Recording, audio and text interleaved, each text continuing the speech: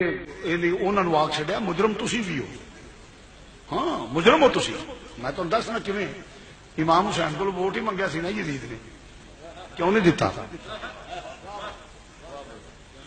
امام حسین کو ووٹ ہی منگیا سی نا یزید نے, پتر کو آدتے امام حسین نے. علی اصغر کو آدتا, فرمایا تین ووٹ نہیں دینا. علی اکبر کو آ دیاں گا تین ووٹ نہیں دینا. برا کو آ دیاں گا تین ووٹ, خاندان لٹا دیاں گا تین ووٹ نہیں دینا. ایک پرچی سی جے تواڈے منہ دی سوچ ہوندی تو لگنا پرچی ہے یار, برادری دی مڑ تھڑے دی دنیا داری ہوئی. امام نے اینو دنیا داری نہیں سمجھیا. امام نے اینو دنیا داری نہیں سمجھیا.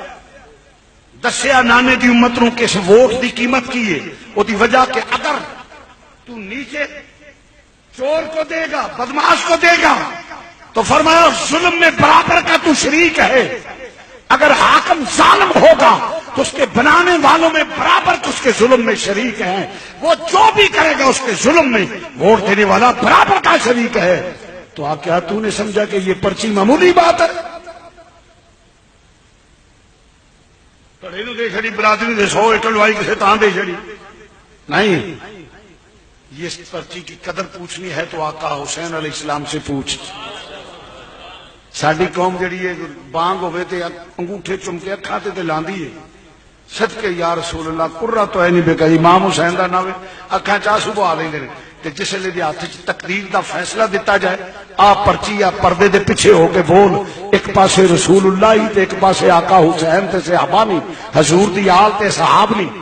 ہن فیصلہ کر. ادو کدی تینوں رسول یاد نہیں آیا, کدی تینوں حسین یاد نہیں آیا, ادو علی اصغر تے علی اکبر یاد نہیں آیا, ادھر تینوں برادری تے تڑا.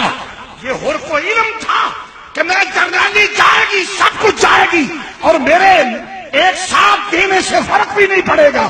اس نے کہا فرق پڑنا مقصود نہیں, یہ مطلب نہیں کہ کچھ بھی ہو, میری پرچی جو ہے وہ رسول کے کھاتے میں پڑے گی. اس لیے یزید بغاوت کرتا ہوں, میں حسین کو ووٹ دیتا ہوں. ساری قوم جڑی ہے وعدہ سن کے چم کے اکھاں سے لا چڑ دیے, مگر جس ویلے وقت آتا اس ویلے بھول جاتی ہے. تو میں آپ کو صرف یہ بتا رہا ہوں, میں کوئی تو الیکشن نہیں لڑنا, میں صرف آپ کو یہ بتاتا ہوں کہ ووٹ معمولی چیز نہیں ہے. ووٹ اس کے ظلم میں تم بھی شریک ہو, جو بھی دیتا ہے.